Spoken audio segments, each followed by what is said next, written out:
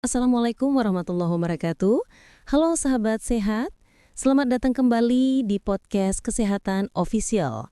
Bagaimana kabarnya hari ini? Semoga selalu sehat, bahagia, dan diberkahi Allah Subhanahu wa Ta'ala ya. Malam hari yang seharusnya jadi waktu istirahat, sering malah berubah jadi perjuangan karena bolak-balik ke toilet. Ada yang pernah mengalaminya? Kalau iya, jangan khawatir. Hari ini kita akan bahas tuntas tentang penyebab dan solusinya bersama narasumber yang sudah ditunggu-tunggu, Dr. Tifa. Dokter sekaligus edukator kesehatan lansia. Assalamualaikum Dr. Tifa. Waalaikumsalam warahmatullahi wabarakatuh, Eli. Alhamdulillah, senang sekali bisa hadir di podcast Kesehatan Official. Topik kita kali ini memang sangat penting, terutama bagi para pendengar yang sudah mulai sering terbangun malam hari karena ingin buang air kecil. Betul banget dok. Banyak yang cerita ke saya juga, setiap malam bisa sampai 4 atau 5 kali ke kamar mandi. Padahal sudah capek seharian, mau tidur nyenyak malah terganggu. Sebenarnya, kenapa sih hal ini bisa terjadi? Ya, Eli, ini keluhan yang sering sekali saya dengar dari pasien lansia. Banyak yang mengira ini adalah takdir usia tua, padahal tidak sepenuhnya begitu. Seringkali penyebab utamanya adalah satu kesalahan fatal yang sederhana, yaitu waktu minum yang salah. Banyak orang berpikir kalau ingin mengurangi kencing malam, harus mengurangi minum air seharian. Padahal itu keliru besar. Tubuh kita tetap butuh cairan cukup terutama di usia senja. Yang salah bukan jumlah airnya, tapi jamnya. Oh, jadi bukan karena terlalu banyak minum, tapi karena waktunya kurang tepat ya dok? Tepat sekali, Eli. Coba bayangkan ginjal kita seperti pabrik pengolahan air. Kalau pabriknya mau tutup malam hari, tapi kita kirim 1 truk air besar untuk diolah, tentu mereka harus lembur. Nah, kalau kita banyak minum menjelang tidur, ginjal pun lembur semalaman. Hasilnya, kandung kemih cepat penuh dan kita terbangun berulang kali. Solusinya sederhana, penuhi 70-80% kebutuhan cairan sebelum jam 6 sore. Lalu sekitar jam 8 malam cukup 1 gelas terakhir. Air putih hangat, teh herbal tanpa gula, atau air jahe hangat. Setelah itu, hentikan minum banyak. Wah, jadi ini rahasia dibalik 1 gelas terakhir sebelum tidur yang sering disebut orang itu ya dok? Betul sekali, Eli. Saya menyebutnya bagian dari protokol GPT, singkatan dari ginjal, prostat, dan tenang. 3 pilar sederhana yang saling melengkapi agar tidur malam menjadi lebih nyenyak dan tubuh tetap sehat. Menarik banget dok. Yuk kita bahas satu persatu. Tadi G sudah ya, yaitu ginjal dan jam minum. Sekarang P yaitu prostat. Apa pentingnya untuk kesehatan dok?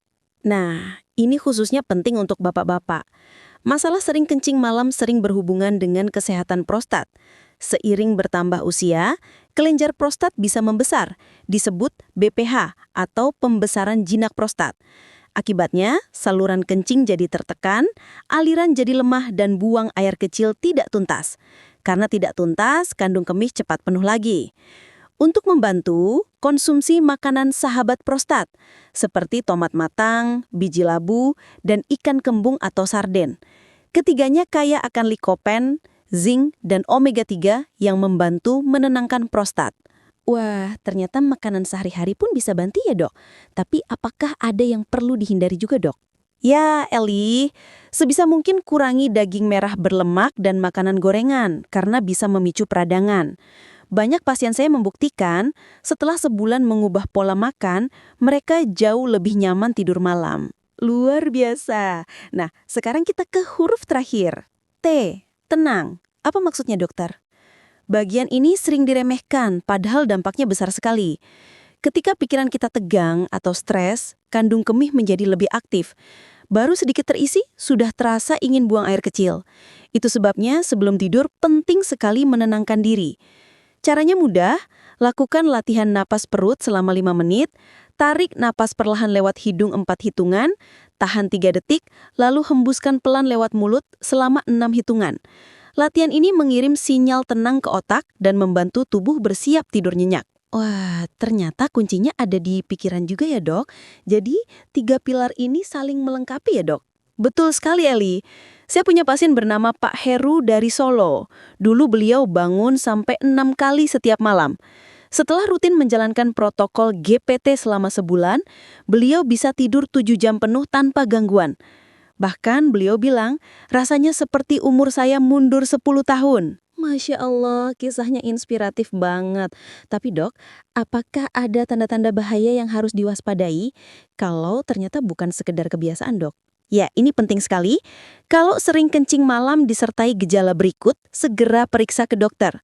Pertama, kencing terasa nyeri atau perih. Kedua, ada darah dalam urin. Ketiga, aliran kencing sangat lemah atau menetes terus. Keempat, disertai demam atau nyeri pinggang. Dan kelima, rasa haus berlebihan dan penurunan berat badan drastis. Nah, kalau mengalami salah satu dari tanda-tanda ini, jangan tunda untuk memeriksakan diri ya. Baik, noted banget itu dok.